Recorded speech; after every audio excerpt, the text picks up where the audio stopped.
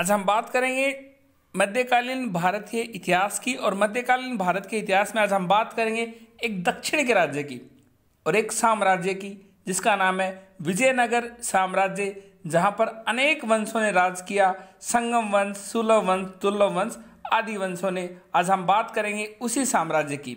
जिस वक्त दक्षिण में विजय साम्राज्य की स्थापना हो रही थी 14वीं शताब्दी में, उसी वक्त दिल्ली पे जिसका राज था और जिसका समय था वो था सल्तनत काल। और सल्तनत काल में भी तुगलक वंश, और तुगलक वंश में भी थे मोहम्मद बिन तुगलक। और उसी के समांतर हुई स्थापना विजयनगर साम्राज्य की स्थापना दो भाइयों ने की जिसका नाम था अरिहर और बुक्का, और स्थापना की यहाँ संगम वंश की। आज हम बात करेंगे उसी विजयनगर साम्राज्य से संबंधित इंपॉर्टेंट फैक्ट जो कि आपको एग्जाम में मदद करेंगे। हम आपको बता दें, जब विजयनगर साम्राज्य अपने चरम पर था तो ये उत्तर में कृष्णा नदी से प्रायद्वीपीय दक्षिण तक फैला हुआ था।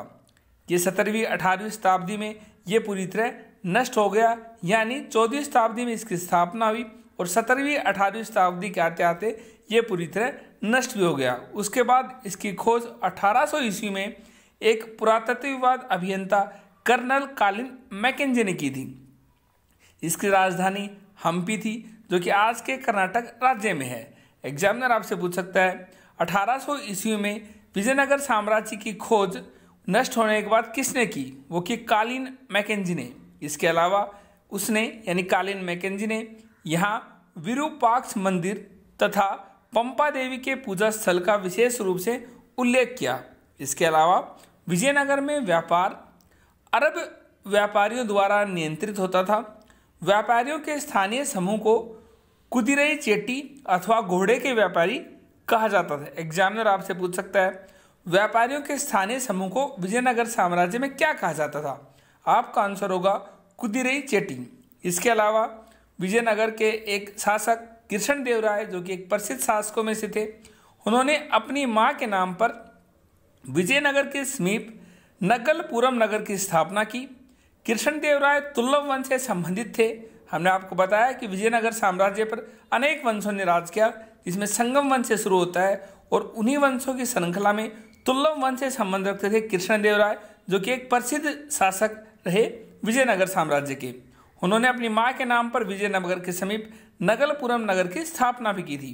इसके अलावा सालू वंश को तुगलक वंश ने पद पर सत्ता हासिल की थी।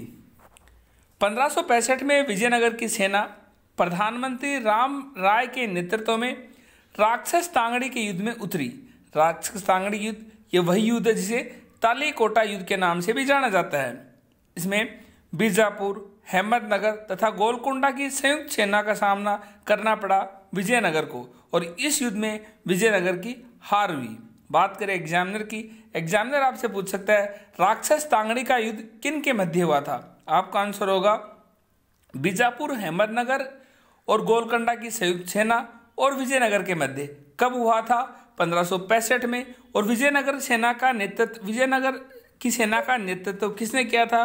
जबकि तत्कालीन विजयनगर के प्रधानमंत्री राम राय ने। और युद्ध का नतीजा क्या रहा था? इसमें विजयनगर की हार हुई थी। इसके अलावा हमने आपको बताया कि कृष्णदेवराय विजयनगर साम्राज्य के एक मजबूत शासक थे जिनका शासन 1504 से 29 तक रहा, और इनका शासन के वक्त ही भारत में मुगल वंश की स्थापना हुई। इनका जिक्र बाबर ने भी किया है। इन्होंने अमुक्त मल्यद की एक रचना की जो कि तेलुगु भाषा में है। एग्जामिनर अक्सर एग्जाम में क्वेश्चन आता है कि अमुक्त मल्यद की रचना किसने की? कृष्णदेवराय ने की। किस भाषा में है? तेलुगु भाषा में है। इसके अलावा यहाँ पर यहाँ आए विदेशियों में डोमिंगा पेस ने लिखा है कि विजयनगर साम्राज्य रोम जैसा विशाल प्रतीत होता है।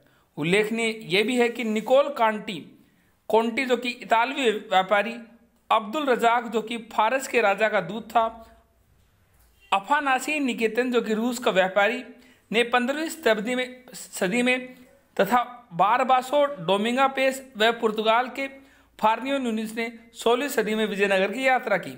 यानी इन सभी लोगों ने विजयनगर की यात्रा की। उसके बाद हम बात करें विजयनगर की, तो विजयनगर में हम्पी को, जो विजयनगर की कभी राजधानी थी, उसको यूनेस्को के द्वारा विश्व पुरातत्व स्थल घोषित किया गया 1986 में। इसके अलावा 1800 में कालीन मैकेंजी द्वारा विजयनगर की यात्रा की गई और विजयनगर की खोज की गई, यानी जब विजयनगर का अंत हो गया उसके बाद। इसके अलावा 1876 में पुरास्थल के मंदिर के द्वारों के अभिलेखों को JF फलीट द्वारा प्रलेखन प्रारंभ किया गया विजयनगर का। आज हमने बताया आपको विजयनगर साम्राज्य एक संबंधित इंपोर्टेंट फैक्ट जो कि आपको डायरेक्ट एग्जाम में देखने को मिलेंगे। जुड़े रहें हमारे साथ, हमारे चैनल को लाइक सब्सक्राइब करें। Thank you.